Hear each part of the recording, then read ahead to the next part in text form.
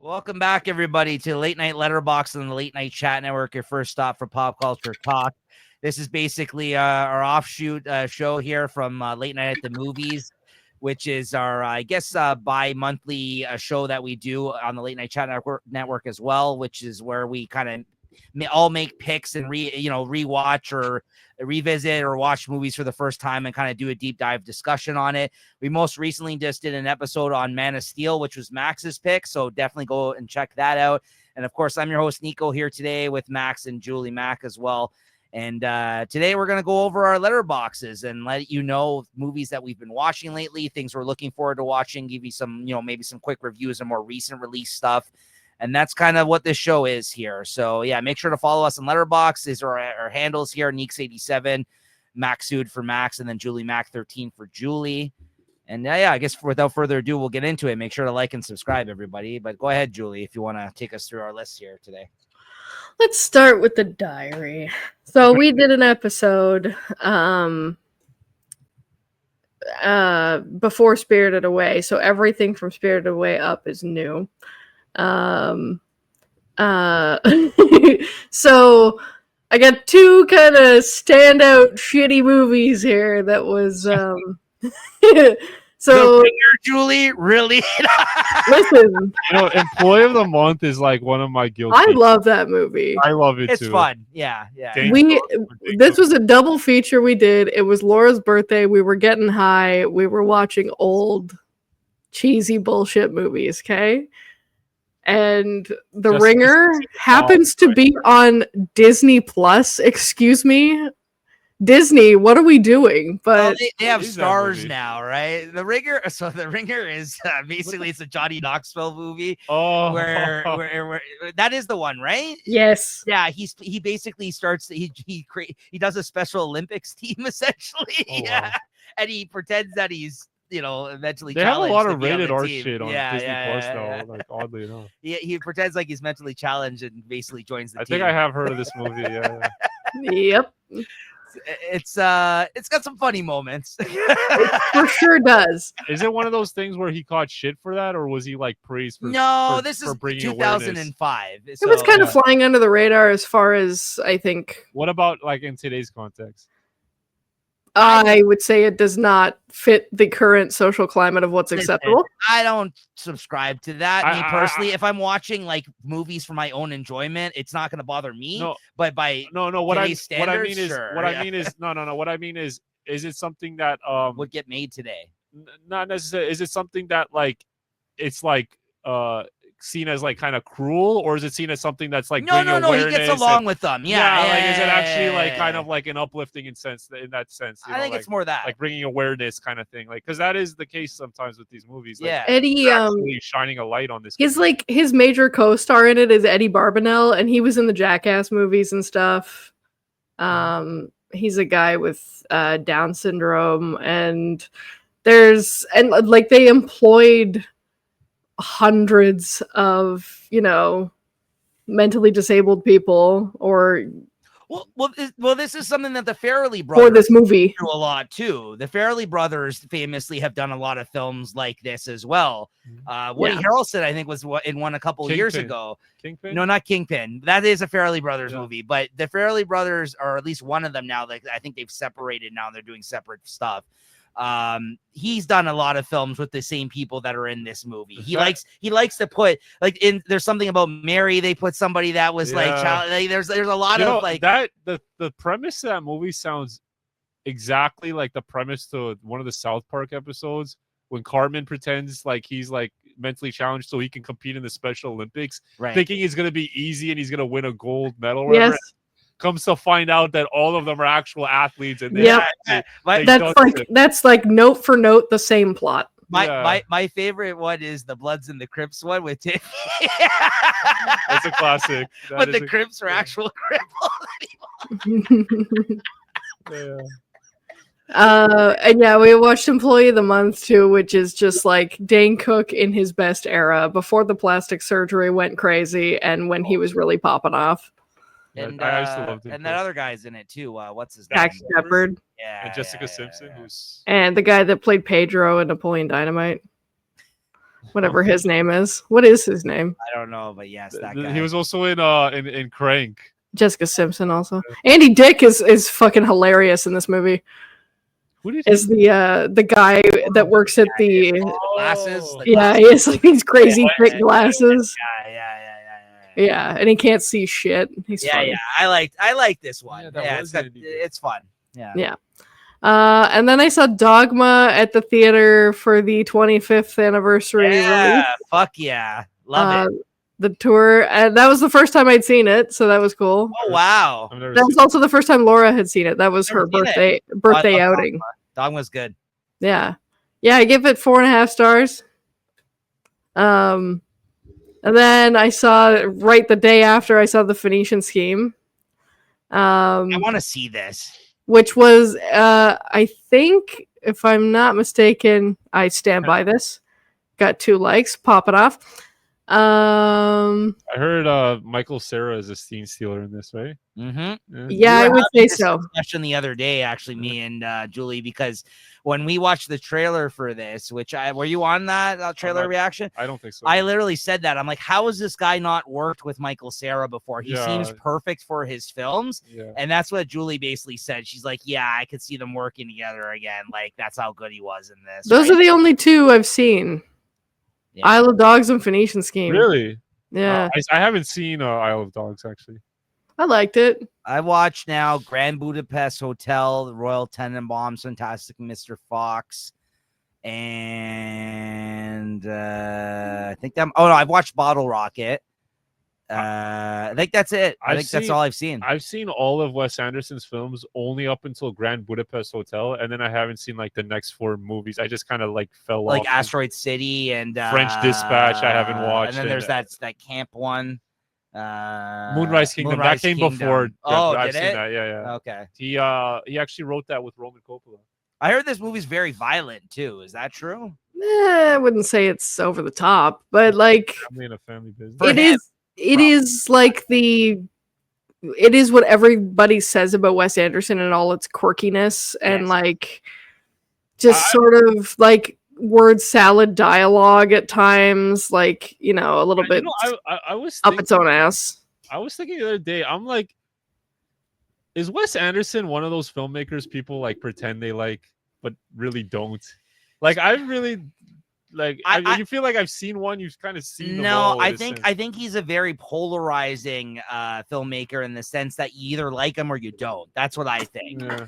Because I honestly don't think you can really go halfway there with him and be like, that was not bad. I feel like people want to act like they're like special. They go, oh, I like Wes Anderson movies, and right. It's like, I will say, like, we've had these discussions on the show more recently. I do appreciate that he is a filmmaker with definitely a sense of style and kind of like, that's true. You know what I mean? You like, can tell it's a Wes Anderson movie when you're watching it. I do it really, is not duplicated. Even though I'm kind of still kind of like new to his stuff, and I don't necessarily think I'll ever fall in love with his stuff like other people are. I do appreciate the attempt to still have some sort of stylistic approach to his films, because there's very few filmmakers that can really still say that about. It's so interesting because I've seen like a bunch of his movies, all like I said, all the way to Grand Budapest, and I enjoyed them. But then for whatever reason, I've had no inner desire to see anything he's made. I just feel like I've seen. That's fair. I've seen it. So whereas I'm actually just new to his stuff. So I've missed like his last 4 movies. Grand Budapest Hotel was the first one I've ever seen. Honestly, I like that movie. But I have not gone back to his. He's made 4 movies since then, and I don't even care to see this new one. To be honest with you, you gave it 4 stars though, Julie. You must have liked it, right? I did, and I agree. Michael Cera is a scene stealer. Yeah, nice. His accent in it seems fun. Yeah, it's he as a person was written by Wes Anderson. Yes. I can't believe that they haven't. Totally. Exactly. Yeah, it boggles the mind. I mean, that he hasn't been in one up until this point is a mystery. Michael Cera's even worked with David Lynch, who's another filmmaker who I haven't seen really a lot. Me neither. Right? I've only seen one film. Anyways. Same night, like after we went and saw this, we went back to Nadine and Miles' place and we watched Cadillac Man. Has anybody heard of this one? Oh, that's Robin Williams? Yes. Is that Hugh Grant behind him? Who's that? I don't know who the fuck that. No, it's not Hugh Grant. It's Tim Robbins. Sorry. Oh. Never have heard of this, and I felt like I've seen almost all of Robin Williams' movies. I had not heard of it either. Is it terrible? No, it's a ride though. Like it's fucking whack. But yeah, I'm just gonna read what it says. Or he loses his job. Joe is a car salesman with a problem. He has 2 days to sell 12 cars or he loses his job. This would be a difficult task at the best of times, but Joe has to contend with his girlfriends, who he's two-timing, and a missing teenage daughter and an ex-wife. Wasn't Ari Gold in one of these types of movies, that car salesman movie? Remember Jeremy Piven? The Goods, it was called. Oh, and I've You never seen remember that. that No. Fran Drescher is also in this. The nanny. Yeah. It's pretty whack. Like it's like there's a point in which it becomes an entirely different movie all of a sudden. That's interesting. I love that type of Yeah, it really takes a turn at one point and you're like, what the fuck am I watching? Like it was two different stories in one, truly. What But other movies has this filmmaker made? that's a great question. I'm just curious. Oh, Cocktail! I fucking love Dante's Cocktail. I fucking love Cocktail. Bro, this guy made Oh, Dante's Peak. The And bank the job. Recruit with Pacino and Colin Farrell. Species. He's got some credits. Yeah. Yeah. The Getaway. Yeah, it was fun. I don't feel passionately enough about it to give it any rating. Can I ask you something? How do you guys make your picks when you do movie night over there? Miles gets control of the remote, and whatever happens. You guys are. This seems like you're. Dictatorship. Yeah, no, it sounds like it, but it also sounds like Miles will find us something of the highest level of entertainment value, whether that means it's good or it's bad. Yeah. It doesn't matter. Well, it was entertaining, to say the least. It was entertaining. Okay, that's all that matters. Yes. I don't think I can give it any sort of critical rating. But I didn't dislike it. I would watch it again. It was very nice, wild and silly. I like Tim Robbins' Robin Williams, so there you go. Tim Robbins plays a role that you would not. I mean, he's great. He's great in it. He sells the fuck out of that role. Yeah. But I can't tell you what happens because it'll ruin it. But he sells it, and I've never seen him play something quite like that, and it was funny. And then Parth and I watched Mountainhead. Anybody know about this one? No. That's my review. He did not feel the same. You liked it? He quite liked it. I felt like it was very...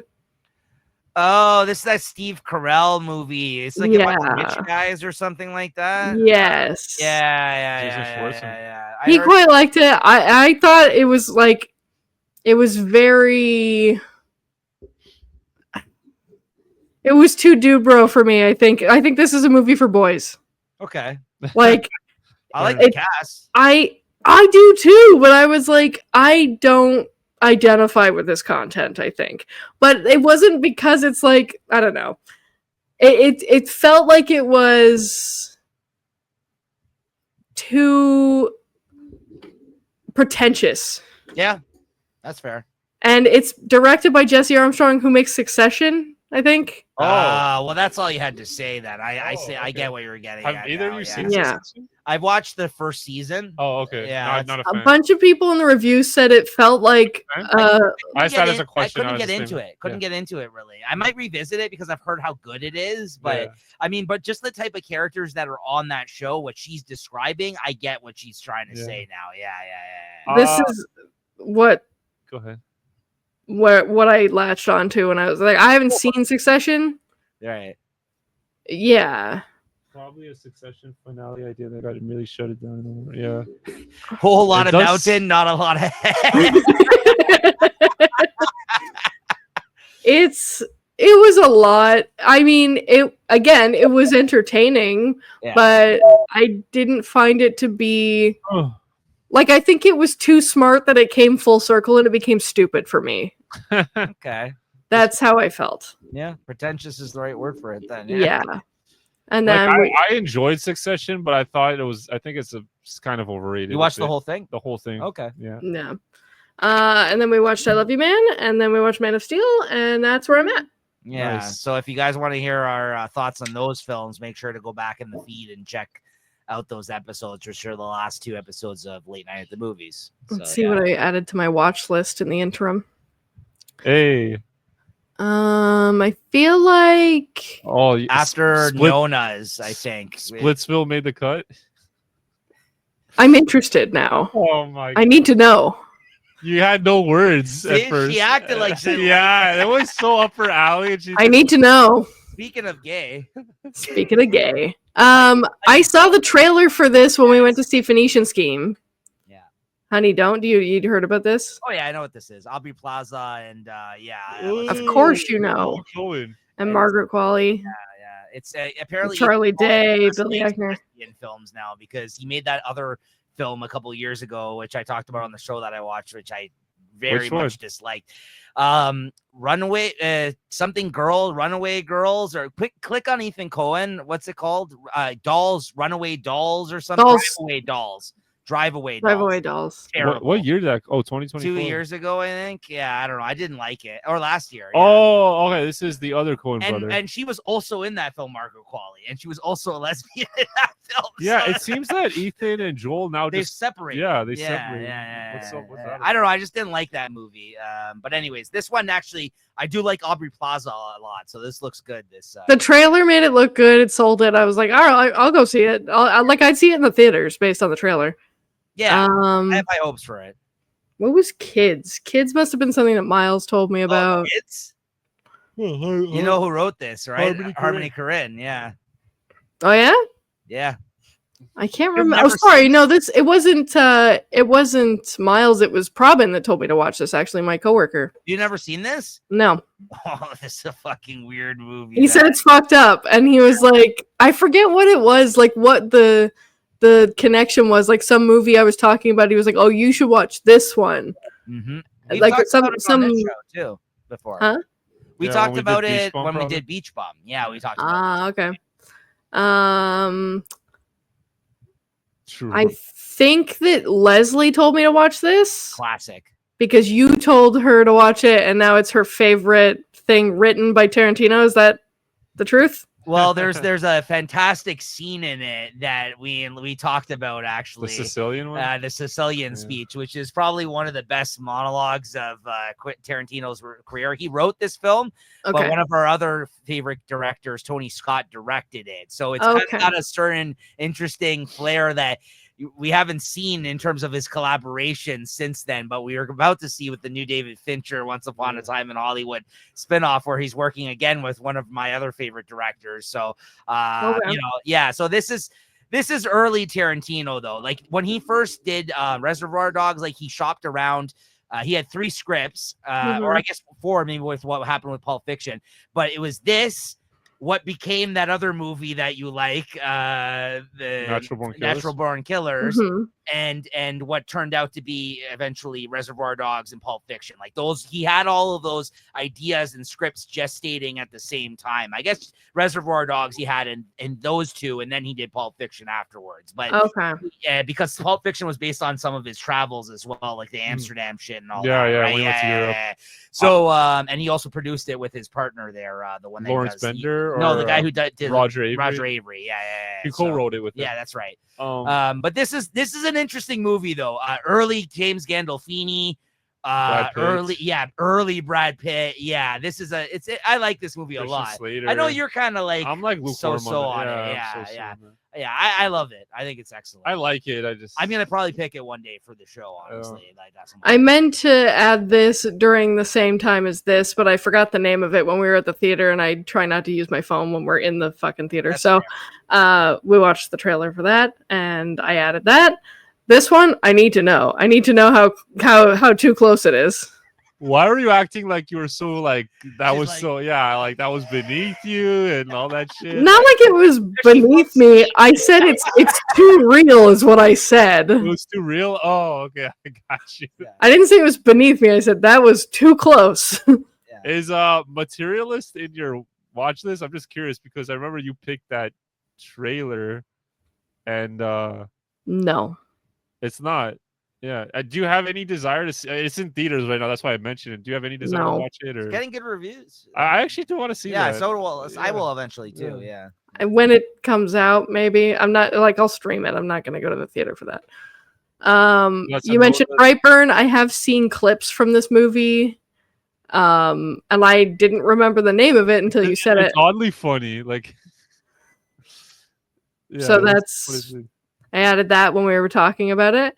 And I think this deserves a rewatch now that I've seen the first film. Thank you. So I added. Can you do me a favor and add like Zack Snyder's Justice League if you're just like because I feel like have you not seen that at all? I don't think so, no.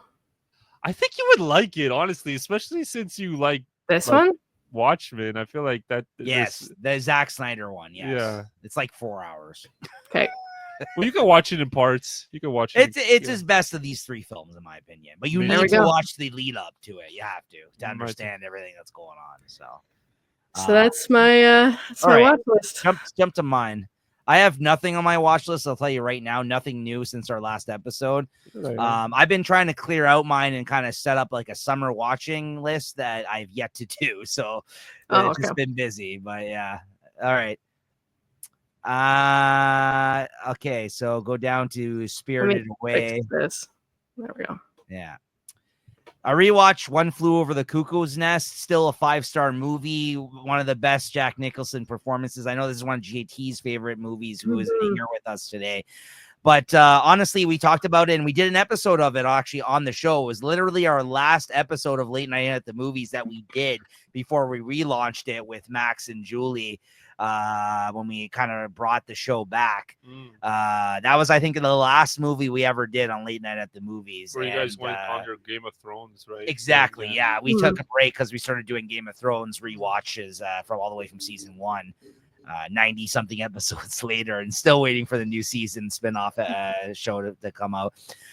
Excellent movie, though. I recently watched this for the first time, To Live and Die in L.A., which was suggested to us as a movie pairing after we watched Manhunter, which was one of Max's picks because the main character in Manhunter is also in William this Peterson. movie. Yeah. And this is from William Friedkin, I think, is the director of this To Live and Die in L.A., who did a bunch of great movies.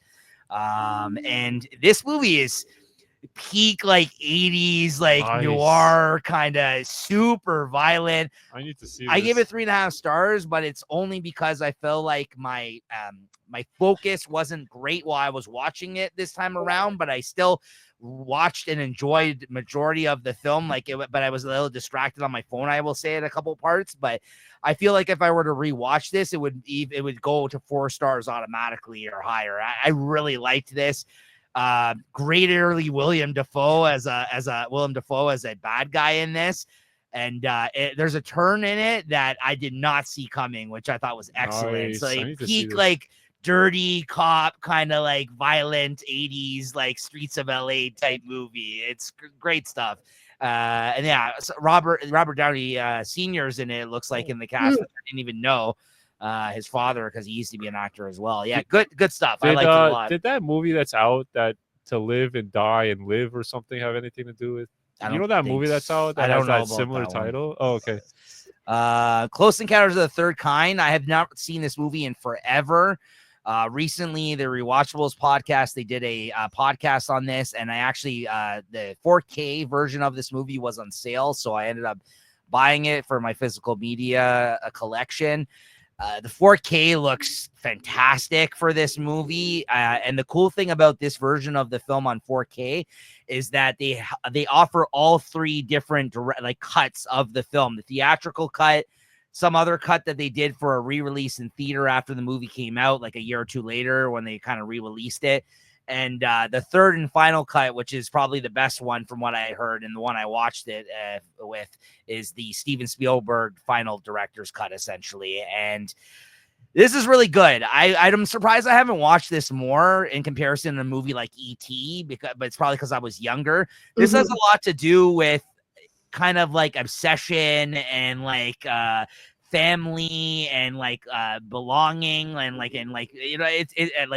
finding your place in the world. Like, there's a lot of really interesting things that Spielberg is exploring in this movie. And from what I learned from that podcast, it has a lot to do with, again, the stuff that has to do with his family, which I heard they re-examine in Fabelmans about his father-mother dynamic, which a lot of that is in this film.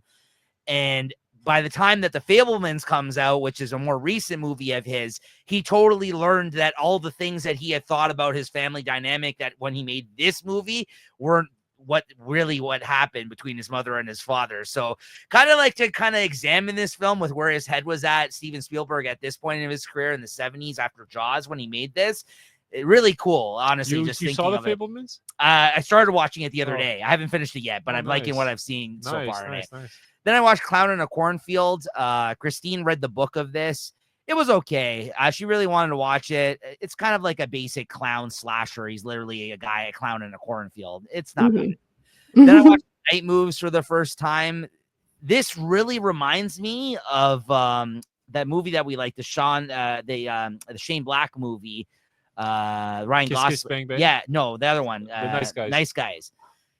Either they totally were just taking the kind of the plot from this movie, or because this is done in the 70s, it's a very prototypical, again, crime detective noir type of film that's got certain tropes that the Nice Guys is trying to kind of touch on and homage. Because in this one, basically, I watched this because Gene Hackman, he's a detective, but he goes out to look for a young girl who is also in the movies, similar kind of to what's going on in Nice Guys. No, not funny though. Not funny. And but it kind of goes from there. Early Melanie Griffith in this as well. Great Gene Hackman as a detective. Yeah, James Woods. Yeah. Early James Woods, very young in this. Yeah, I liked it. It was very good. And some of these movies, the pacing always is a little bit different to approach these films. So I feel like with more subsequent watches, I'll learn to appreciate them even more. That's why I've kind of been giving these a little lower ratings. I watched The Amateur. I know you said you watched this earlier this year. Good movie. I mean, I liked it. It kind of delivered on its premise. It's your basic kind of revenge action film, essentially, but I think it's entertaining. I have a hard time taking him seriously. Rami Malek? Yeah. I like him. I like him too, but I think this is maybe not everyone has this kind of doe-eyed look to his face all the time. Well, he plays kind of like a weirdo in this too. I mean, he plays like a kind of I think he pulls it off. Awkward. No, he does. It's like the perfect kind of role for him, actually, I think. But not bad. 3.5 stars. The comic shop, if you can click on this one. This I came across on a streaming site. Never had heard about it. Jesse Metcalf. Oh my god. Who is that? He's in John Tucker Must Die and something else. So I recognized him. He's the main dude in this, but I couldn't pinpoint where he was from. Okay. That's his most well-known thing. Yeah, he's not. This is a very, very cheap, like Hallmarky type of indie movie. And the only reason it caught my attention is because I saw it on a streaming site, and it's literally about a guy who runs a comic shop. So these movies usually aren't good representations of like actual comic shops, or I feel like the comic industry. This movie somewhat does a good job of capturing certain aspects of it, and then at the same time, simultaneously does a bad job of capturing certain aspects of it. So I got to give it props in the sense that Carrot. It feels such like a movie of the week Hallmark kind of like very low budget indie type of film. But you know what? I watched the whole thing, so I'll give it that. I gave it 2.5 stars. I liked certain parts of what they were truthful about the comic industry they captured. And then I Love You, Man, and Man of Steel. We recently just talked about on like Julie said on Late Night at the Movies. Go back and check those episodes out if you want to hear our thoughts on that. And lastly, Ballerina, which I just watched, The World of John Wick, Ballerina, which I just watched in theater with my girl Anna de Armas the other day in theaters. Listen, guys, 3 stars. A little underwhelmed by this one, unfortunately. I was hoping that this was going to be better. They could totally continue to do more films with her in this world the way this ended. I thought she was fine in it. The story wasn't that strong. Like the first 20 minutes of the movie were just outright bad, in my opinion. It had like a very bad flashback scene with her as a kid and her father and the relationship to how he kind of got killed and how she got put into this situation where she gets sent to this school to become an assassin in the first place. But the whole start was just not good. And then like kind of when you get into it, they had to do the whole references to why she's in, like, who, you know, the world of John Wick. So there's like all this stuff that they're trying to recapture from the magic of the John Wick films. Like there's certain moments where they're basically just recreating them with the twist of her being in the situation. And then literally he shows up in this movie later on in the film as well. And Norman Reedus is in this film, but for like 5 minutes. And he's like in all the promotion of the film. And he's literally in this movie for like 5 or 10 minutes. Not even that. So I think they just dropped the ball in the promotion of this film, and I think they kind of gave her a dog shit story to kind of go out on. That being said, there was, as all the John Wicks have, some good action sequences in it, and there was also some things that I haven't seen in the other John Wick films in terms of the action sequences. Like there's a pretty kick-ass whole scene with a flamethrower, and I'll leave it at that. I thought it was really awesome. I think that's in the trailer, no? Yeah. So Yeah, like, okay. I don't think he's used the flamethrower in those other films from what I can remember. And there was one used in this film, and there were some other cool moves. She was able to pull it off. Like I believe that but then there was other certain scenes where she didn't pull it off. I don't know. It was a very lukewarm. Yeah. So I can't give it higher than 3 stars, honestly. Like I just literally halfway through the movie, I'm like, oh, this wasn't that good, honestly. Like I was a little disappointed by it, unfortunately. So, yeah. And you said your watch list is empty for now? Empty. So throw it over to Max, because I know this man's been on fire lately in terms of what he's been watching. He's been seeing a lot of great stuff. Yeah. Yeah. So I guess I'll just preface by saying like I've got some tickets to. Okay, so I haven't been here since Kill Bill, so I guess start off with National Security, which I revisited. I don't like Is that it. Martin Lawrence? Yeah, I don't like it as much as I did when I was a kid. It's a little, I don't know, it's a little gross, I think. Oh, really? The humor is not good. Just the character that Martin Lawrence plays is so like low class and so like, I don't know, it's just very nasty. He plays a very nasty character, I feel like. And I don't know, it kind of just rubbed me the wrong way a little bit. So, but Steve Zahn is good. Like, Martin Lawrence is great as always, but Steve Zahn is also really good. This is the one where, is he also a criminal in this one that ends up pretending that he's a cop? He plays a guy who's trying to become a cop, but he's constantly getting rejected, and he's like, "Yo, they're racist because they don't want a black guy." I'm thinking of Blue Streak. Blue Streak is great. Blue Streak is great. Yeah, Blue Streak is way better than this one. I remember liking this movie back in the day. I liked it a lot back in the day too. Okay. Then I rewatched it. And I was not as good. Okay. Yeah, I didn't really. That's fair. It's not even really that funny, to be honest, either. But. Yeah. Okay, now we get to something good. Scott Pilgrim versus the World. You know, this is probably the best movie filmed in Canada of all time, I feel like. And this is like such a Toronto movie. Like, it takes place in Toronto. Like, it is so awesome. The music is so fucking good. The cast is amazing. Oh, what was your review there? Sorry. Yeah, missed it. Right. Yo, why is this movie so good? Also crazy how damn near everyone in this movie became a star actors. True. Aubrey Plaza in this. Chris Evans before he blew up. You have all the Kieran Culkin. Yeah. Kieran Culkin. Was Anna Kendrick plays his younger sister. Jason Whitman. Schwartzman. Schwartzman. Brie Larson.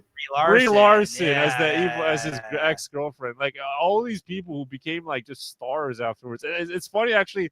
Michael Cera was probably like the biggest star when this movie came out, and now his star has started to kind of like come down, and all these other people have kind of risen up to his level in a way. And you actually have the same guy who played Superman in Superman Returns, that Brandon Routh guy, who plays like one of the evil ex-boyfriends or whatever.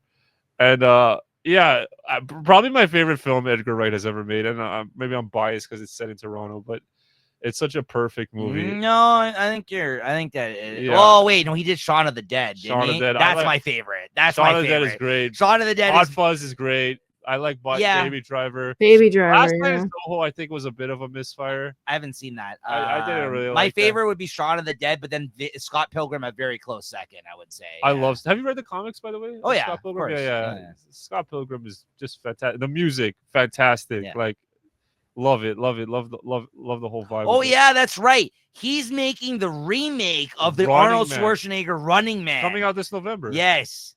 I Yeah. might have to make that a pick on the show. I love that movie. Yeah. It's so is that Paul Verhoeven? yes. The Running Man. No, that's Total Recall. Who directed the original Running Man? I don't think it's him, but I might be wrong. Glenn Powell's in this one. Yeah, that's right. Oh, Yeah, Glenn Powell. yeah. Nice. He's gonna be the Running Man guy. Lee Pace is in this. Is this also based on a Philip K. Dick story? I think it's Stephen. Is it Stephen King? Michael It might be Cera's Philip K. also Dick. It might be Philip K. Dick. Yeah. I think Stephen King's Lawnmower Man. I think Running Man. I think you're right. I think it is Philip K. Dick. I could be wrong. I'm not too sure. Paul Michael Glaser is the director of the original. And one. who wrote that story, The Running Man? I'm just curious. I'll take a look while you're Yeah, talking. Yeah. It's one of those sci-fi writers, though. Yeah. Okay. No, it is Stephen King. I was right. Okay, Stephen King. King, Yeah. So then He's written so many great short stories. This guy. So then It's crazy. I'll watch Baby Girl just because this movie came out at Christmas time, and I remember my sister was like, Oh, "Yo, I'm familiar with it. have you seen it?" No, I know what it is though. Yo, my Yeah. sister, I don't know. Nicole, like she's like, I like your comment here. Give Nicole a shower, a hug, or an Oscar, but just get it over. This movie is something else, Bro, man. Nicole Kidman has entered this stage of her career where she's just the hot older woman now. I think this movie is a little beneath her. I don't. No, think I know. I don't think she needed to. She's literally played this part in like 3 more recent films. Though. Yes, there's one with her and Zac Efron, which is basically the same fucking thing. Didn't she do this in the '90s with that? With where she plays the weather. Oh, the one I talked about on the show. Isn't that also kind of the same? She's a seductress in that as well. But she's going after high schoolers, right? Yes. And that, yeah. Joaquin Phoenix. Yeah, Joaquin Phoenix. Yeah. So she gets him to kill her husband. I feel like this is this is To Die For. Yeah, To Die For. That's a good movie. Gus Van Sant. Yeah, that's a good movie. I feel like this is just kind of beneath her. I don't think she needs to do this. I'm curious, did she do this just to get an Oscar or like an Oscar nom or I don't know. But me and my sister had the funniest debate about it. It actually got kind of heated because she just had she had this. I'm not gonna expose her, but she had this crazy take, and I was like, well, to be fair, I mean, what? it is a woman versus a man's perspective too, right? In that regard. But right? even like, so I have 2 older sisters, and my other sister was like talking to my other sister, like, "What the fuck are you talking about?" Like we were having this crazy conversation. It was kind of funny though, but I don't want to put my sister on blast. But it was funny as hell. Like in hindsight, I'm just laughing. Sorry.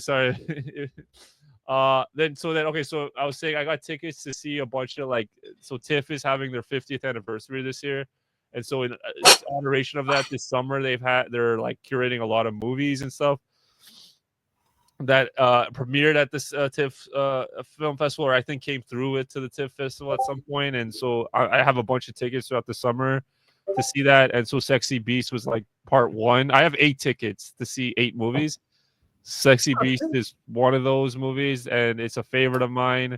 For years, I saw it with a friend of mine. He hadn't seen it. He never saw this movie, and I introduced it to him. I watched this movie based off your recommendation for the first time. And I think you said you thought it was okay. Yeah, I really think the performance by what's his name? Ray Winstone? Ben Kingsley. Ben Kingsley is really good in this. Ray Winstone I love too, but Ben Kingsley, I was like, wow, this guy's really good in this movie. So I liked it. Ian McShane was in it too. I liked it enough. I might revisit it at some point. Yeah. So this is by the way, it was filmed. It was a 35 millimeter screening, so nice. It's like actual film. So this premiered at the TIFF Film Festival in the year 2000. Yeah, I like it. I think the writing, directed by Jonathan Glazer, who directed Under the Skin with Scarlett Johansson, and who directed The Zone of Interest, which he won the Oscar for. This movie I just think is, here's the thing. You had like the Guy Ritchie strain of gangster films. This is what I'm saying. And then you have like this type of movie, and my personality, I gravitate towards this, which is I gravitate the other way. Yeah, I feel like with Guy Ritchie, I do like Lock, Stock, I do like Snatch, but I just feel like in general, he just tries to he tries to act like he's so cool or whatever. Like he's showing off a lot. He's a show off artist a lot. But I like this one because it's like the writing is good, the dialogue is good, the characters. It's still cool, it's still all that, but I don't think it tries as hard to me personally. And I've always liked the British gangster films that like the non Guy Ritchie ones. Like I like this. I like Layer Cake. Layer Cake's good. I like Layer Cake. There's another one I'm forgetting, but I like. Yeah, so that's that. Then the very same day I saw Memories of Murder. This is the part 2. The funny thing is I hadn't seen this and my friend had seen it. So I saw Sexy Beast and he hadn't seen it, and then I hadn't seen Memories of Murder and he saw it. And great Bong Joon-ho movie. I've known about this movie for years because Tarantino has been praising it, and I saw his thing. Great movie. Me personally, it's so funny too because I didn't really like Mickey 17. Like I'm starting to realize I'm kind of like lukewarm on that movie. I think it's probably my least favorite one, but this was like his older movie, and I'm like, wow, this is a great film. Like I could honestly say this is a great film. I will say though, one thing that did stood out to me for this movie is this movie came out in 2003. And it's a serial killer movie where they're looking for a serial killer that's like, you know, but it's set in South Korea. It's so interesting to me to this movie is that this movie, I think took some inspiration from Seven. And then I think David Fincher saw this movie and took some inspiration for this when he made Zodiac. I feel like there's sort of like a in conversation. Yeah, there's sort of like a trade-off between this. This is like a perfect midpoint between Seven and Zodiac. This is also based on true events. Exactly, well, it is. right? Like those, like Zodiac is too. Yeah. I mean, I recently talked about this a couple of episodes ago on Late Night Letterboxd when you weren't on the show, and Julie had already seen this, and I just recently watched this. I just love this. It's a great film. Well directed. I went out and purchased this movie after I watched nice. it. That's how much I liked it. I'm like, Nice, I need to own this movie. It's on the Criterion Collection, and I'm gonna definitely look forward to rewatching this one. The ending was. Can we talk about the ending? What does that ending mean? Since we've all three of us have seen this movie. What is the ending of this film? Like, because he goes to that, goes back. Time goes on. Yes. He's like a salesman or whatever. Yes. He goes back to the spot where that first murder, I think, takes place. And he looks in the hole. He looks where in the they hole. found the murderer. And then the girl comes along Right. and says, "Oh, someone has been snooping around here recently." Right. And the guy asks, "Okay, what did he look like?" So I'm glad you asked because this is worth discussing, honestly. Yeah. So when he says that, and the way I interpreted it was he was basically saying, like, he was coming to the realization that, again, as he did previously in the past, prior to that future sequence, is that it could be anybody. The killer could be any fucking Joe walking down the street, and I feel like he was coming to that realization that this could be somebody that was walking amongst us, and the way that we build up people in our minds, right? Like, is that like that's why at the end when he couldn't prove it was that guy, even though it was like almost like in a Zodiac murder kind of way, where it's so obviously this guy, but you don't have the right evidence to pin it on him, right? And then this part I did look up because I was also trying to figure it out. Apparently, when he looks at the screen and it cuts to him looking outwards, it was the Bong Joon-ho meant for the intention to be that the killer is still out there because they never actually caught him, and that he envisioned that he would actually be watching the movie in a crowd and and react to that. Be like, this is about me. Yes. So that's kind of brilliant of an idea. He didn't think that guy that he thought was the killer was the killer. That was never. At the end. I'm saying that, you know, the guy, the prime suspect that went off in the tunnel. Yeah, he didn't think that he was the killer. No, he did.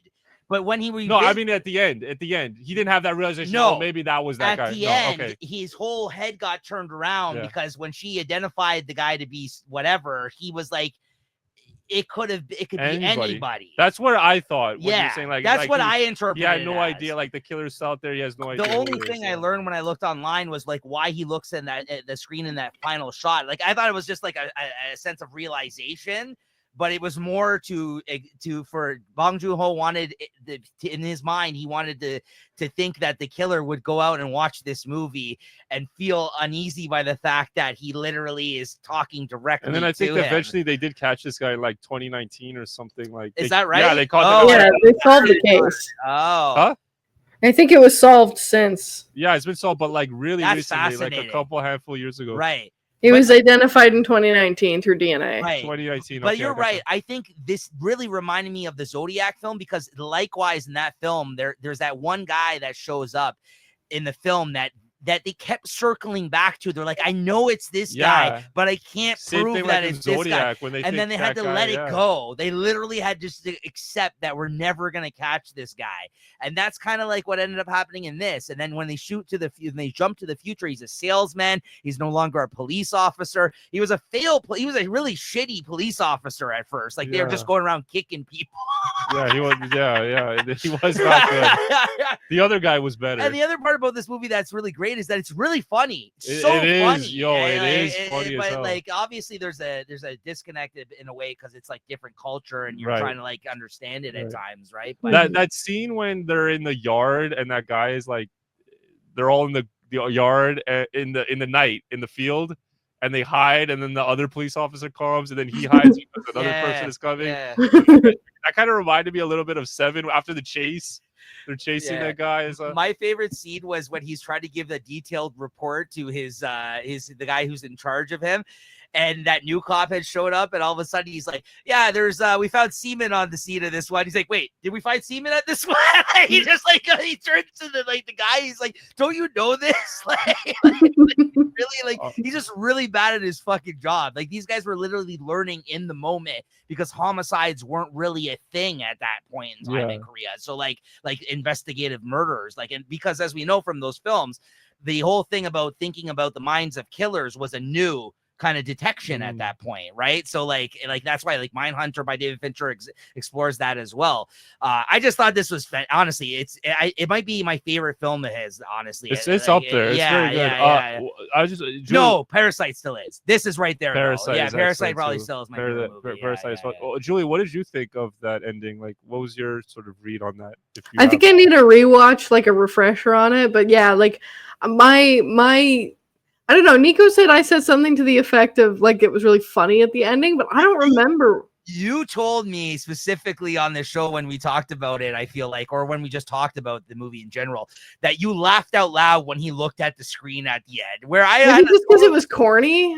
I don't know. For me, it was very chilling. I was just like, what the hell? I felt like so robbed of like what happened. I was so frustrated at the end. I think that like maybe it was like I don't know why. I don't recall why I said that, but like if he just like looked straight into camera, I was like, "Oh, it's me. I'm the killer," and that's why it was funny. Right. Yeah. But when I learned like what his intentions were behind it, I was like, "Well, that's brilliant." Actually. That's a way more impactful statement. Yeah. Great stuff. Yeah. Sorry, go on. I really want to hear about this Life of Chuck. This is also a Stephen King adaptation. It was good. So I saw it. Yeah, I saw that. Loki. Tom Hiddleston. Oh. It's you know what? It's a very well structured film. Not a big name. Non-horror Stephen King as well. Which he's kind of adapting all of his stuff right now. Yeah. Mike Flanagan is a kind of a Stephen King champion. Now that you mention it. Yeah. Good movie. You know, I don't want to say too much about it because I feel like I want you guys to watch it and form your own sort of opinion. But yeah, it's a good one. It's one I think the more you think about it, the more you'll appreciate. One of those types. Yeah, for sure. Okay. Did you like it overall? I liked it. Yeah, I thought it was good. I know your friend who's a huge Mike Flanagan fan. Is that who you went to see this with? Yeah, he loves it. He loved it. Yeah, okay. We were actually talking about it. Like he was like kind of like okay about it, and then as we were talking an hour later, he was like, okay, I think that might be like my favorite Mike Flanagan film. I was like, well, okay, interesting. And then people were saying that was the best Stephen King movie. I think the best Stephen King movie is the one that's up 2 notches, The Shawshank Redemption. Personally, like I agree, and I saw that in TIFF. Well, I know he hates The Shining, but The Shining's up there for me. I'll take Shawshank only because The Shawshank's ability to actually give me like hope. That movie gives me hope sometimes. Like that's like a movie that if I'm down, it's a perfect film. It's a perfect movie to lift you up to level. Like, and we had so I saw that at TIFF, and they had Roger Deakins in the cinematographer, the famous cinematographer, in attendance, and he he came in and did a little Q&A afterwards. And but by the way, I quoted in my review, I said, "Vince, it's Frank Darabont. He's a genius," like that Josh Weinstein said in in Entourage when he's trying to get him to get like the Frank Darabont show or whatever. Like he's trying to convince him to do TV. Oh, you like Jay Electronica? I love Jay Electronica. Oh, I didn't know that. One of my favorites. I mean, at the time, I don't know. Jay Electronica. He literally just came out with that one album. Right? Yeah. I love Jay Electronica. But he was like like a Jay-Z kind of like just very lyrical, very like just punches hard. You know, he said I came down Schitt's Creek and came out clean with a new lease on life, like Andy Dufresne. Like, I just always remember that line. And yeah, it was just a good movie. I mean, I think it's rated like number 1 on IMDb or whatever. Like it's the number 1 rated film, like even above The Godfather. Like it's endured for a lot of people for many years. I don't feel like I've ever spoken to somebody that says they've seen this movie and they didn't like it. Yeah, it's just honestly a great movie. I mean, maybe Julie will. Have you seen this? No, I love this movie. Oh, okay. Yeah. I was just like.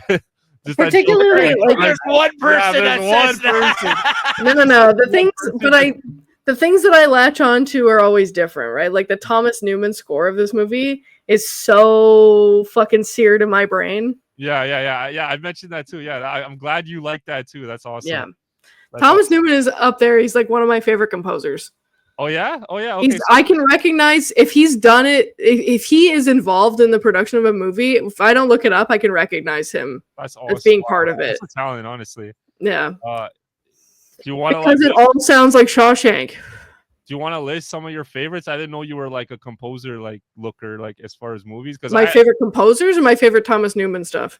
Both. Like, okay, give me your Thomas Newman stuff. Or Finding Nemo is up there. Oh, he did that? Yep. American Beauty. Oh yeah. There was another thing I just watched recently that I was like, that's him, and I looked it up, and it was the fuck was it? Hold on. Blah, blah, blah, blah, blah. Oh, so who are your favorite? Like give me your top 3 film Hans Zimmer. Yeah, not to be fucking a basic bitch, but Hans is up there. Yeah. So you do that. Yeah, I did. We've talked about it before. Yeah. Nice. The dude that did Batman with Robert Pattinson. Michael Giacchino. Yeah. He's also a filmmaker too. He did that Werewolf Lives at Night thing. Oh, is that right? Marvel. Yeah. Oh, Werewolf by Night. Werewolf by Night. Yeah. He did Wall-E. I didn't know that. Oh, Green Mile. Also. By the way, another Roger Deakins film that he won the Oscar for. He did Skyfall. Oh, yeah, man. another Roger Deakins cinematography production. He did Scent of a Woman, like that sad music that I always have. I forgot. You know when he like gets all sappy? I forgot. I don't even know how it goes. I'm just the fuck did I just watch that had his score? It is awesome. I don't remember the music in that movie, but it's awesome. He did Career Opportunities. Hey, hey now. I don't remember what it was that I watched. That I was like, I know this is him. Karina. I didn't know that. I like that movie. Yeah. That's a good one. I don't remember what it was that I watched, but I recognize it might have just been. Maybe it was American Beauty. I saw that recently, and I knew it was him. So Hans Zimmer, Thomas Newman. Let me see. There's somebody else that I have bias. Did you have another one, Nico? What ones that I know you like? Or... No, I thought you were calling out ones that you liked. No, I was calling out ones I thought you liked. Oh, talking about the Batman movie, and I know you like Hans. I do like Elemental. I love Danny Elfman. Nice. I love Danny Elfman. I would probably give a honorable mention. I don't know. I can't place them in any particular order. All right, that's fair enough. Okay, so I would say Hans Zimmer, Thomas Newman, Danny Elfman. Those are like obvious ones. No, John Williams is also great. Yeah, I was like, come on, she's never seen Star Wars. Huh? She's never seen. Did he do Indiana Jones? John Williams did some Harry Potter though. Did he? Oh yeah, he also did the Superman theme. One of the most iconic. James Horner is also really good. Who's that? He did. 1 second. Jaws too. He did Legends of the Fall, Titanic, Braveheart. Oh, okay. All right. American Tail, though, is what I think of. And Zorro. James Horner is also Zorro. I like Avatar. Howard Shore as well. Howard Shore, yeah. Let me see. Yeah, I guess for Lord of the Rings, yeah. This is more your wheelhouse. I don't care about this stuff. Yeah, Hobbit, the reason I asked Julie is because I didn't know she did either. And Really? You've never heard her talk? No. She's talked about that, I feel like, a lot. Really? It's constantly a point of something I mention when we're doing a movie thing. I just don't think we've done a lot of movies. I know. With interesting scores. I know. I always pick out like music when we talk about these movies. do. I always pick out like I remember the V for Vendetta scene when the rain starts falling, and I'm like, wow, I love the music in this scene, and I always sort of like talk about the music. I think some of the ones that we've done, though, I think maybe you weren't on where she got into it because she talked about Elfman on the Beetlejuice episode. Oh yeah, I wasn't there for that one. Yeah. We talked about. I mean, we just talked about Miyazaki, the music, and that is. Oh fuck! Why didn't I mention him? Joe Hisaishi, of course. Yeah, from Spirit. Yeah. We just talked about that. Does he have one guy do all his movies, like his music? For the most part, yeah. Another one I would give an honorable mention to. I don't know if I'm pronouncing his name right because he's French, but Alexander Desplat. Desplat probably is how it's pronounced. Desplat. My favorite is Trent Reznor. He did some Harry Potter stuff. He also has done all of the Wes Anderson stuff. Trent Reznor. I like Johnny Greenwood from Radiohead, who did like There Will Be Blood. Yeah. I like Clint Mansell. Clint Mansell's great. I love the soundtrack from Pi. Requiem for a Dream, The Fountain. Yep. He's usually like Darren Aronofsky. My boy Lin-Manuel Miranda. We have to give him a shout out. Morricone, of course. Who did like a terrible fucking beat on the new Lil Wayne album. Ugh. He did a beat for Lil Wayne? He did, and it sucks. It sounds like a video game. Man. Sounds like a Hamilton video game. Stick to Broadway, bro. Exactly. Yeah, and then Man of Steel. Right? I love you, Man. Yeah, I love you, Man, and Man of Steel. There you go. So watch list. I think I've done everything since what's that? Bed Knobs and Broomsticks. I think that was like where I left off. That makes sense, yeah. Yeah, so then A Prophet and Fish Tank. These are two movies that I think I watched some interview with Ryan Coogler, and they asked him what's his favorite movies, and these are movies he mentioned that I never even heard of. Yeah, I saw that. Yeah, you did too? Okay. I also really enjoyed his new Criterion Closet video. Oh, I Did haven't you watched that? No. He shouts out your boy Michael Mann and Thief in it. He's like, this is Thief, but my boy Michael Mann. I was just like, shout out Ryan, bro. He knows his stuff. Yeah, he mentioned almost all the movies that he mentioned that I've watched. I really enjoyed his picks. Yeah. Nice. And he also picked Malcolm X. Malcolm X is a great film. Spike Lee. Spike Lee. Yeah, that's a good movie. Maybe the best Denzel Washington performance of his career, I think. Yeah, I think I was talking to my brother about Alita. He said like one of his classmates is her favorite movie. I love the manga. I've seen it already, but I want to rewatch it because I haven't seen it in years. The manga is right up there. Yeah. Nice. And Robert Rodriguez directed that. So this other movie, Arco, I don't know if you guys have heard about it. It looks very like Ghibli inspired, but it's about this like apparently it's like rainbows are actually like travelers from the future, and this girl meets like one of the travelers or whatever, and it was at the Cannes Film Festival, and so I want to see it just because of that. Oh, it's new. Okay. Yeah, it's new. It's 2025. Okay. It hasn't even been released yet. Oh wait, Alma Jodorowsky, is that his daughter? Is that Jodorowsky's daughter or something? Maybe. Oh, that's interesting. Is a French granddaughter of Alejandro Jodorowsky. Oh, nice. Okay. Oh, that's interesting. Nice, cool. nice catch. Yeah. Summer of '84. Oh yeah, I saw this movie and then I forgot about it. I need to rewatch it. That's why I wanted to watch this other movie. That's next to it. I don't even know what the name of it is because I can't. Merry Christmas, Mr. Lawrence. So one of my friends watched this on David Bowie. David Bowie's in it. That's really what I wanted, and I think the poster looks cool as fuck. Like, yeah, he had an acting stint. Yeah, right, and a cool poster. Yeah, I do like poster. that. That's why I want to watch it. Depeche Mode. I'm a huge Depeche Mode fan, and one of my friends I saw that's like one of his top 4. I guess it's like a documentary or a concert film. I can't remember one or the other. And so yeah, maybe I'll check it out one day. The Wild Robot, which I'm hearing nothing but great things. Have you seen that one? We talked about it on the year end. Sorry, I can't remember who's seen it. Have you seen that one, Julie? No, but I remember that Nico felt very impassioned about it. All I hear is about my favorite animated film. My friend was praising the shit out of it. He was like, it was between this and Flow. which Yeah. was also excellent. Yeah, and I think those were my two favorite animated films from last year, even more than Inside Out, which we talked about, and how much you like that. Yeah, which well, I haven't even watched the other two, so maybe those two other ones are better. Who knows? This was great. Yeah, This so, is my favorite. Yeah. The Gambler with James Caan. I've seen the Mark Wahlberg remake, but I'd never seen the James Caan one. It's just a terrible movie, if I'm being honest. I heard that's good. I've never Yeah. seen it either. Yeah. All that jazz. It's referencing Life of Chuck. It was apparently one of Mike Flanagan's favorite movies, and I think it's in his top 4 on his Letterboxd even, actually. A lot of people like this film. Yeah. So I've never seen it. I guess it's a musical. I'll watch it. And then Army of Shadows. This is a movie that Roger Deakins was actually presenting the same day that he came to watch. He presented Shawshank Redemption. It's not a movie that he was actually involved in at all, but it was just, I guess he's a fan of the film and wanted to talk about it, and so he selected that. So I haven't seen it, and my sister went to go see it, and I guess I'll go watch it whenever I get the chance. All right. And that's about it. Yeah. Thank you. It's going to do it. There you go, guys. Those are our Letterboxd, what we've been watching, what we're looking forward to watching, our watch lists and journals, so to speak. And another episode of Late Night Letterboxd in the books. So make sure to like and subscribe. And hopefully next episode, we'll have JT returning to the fold as well.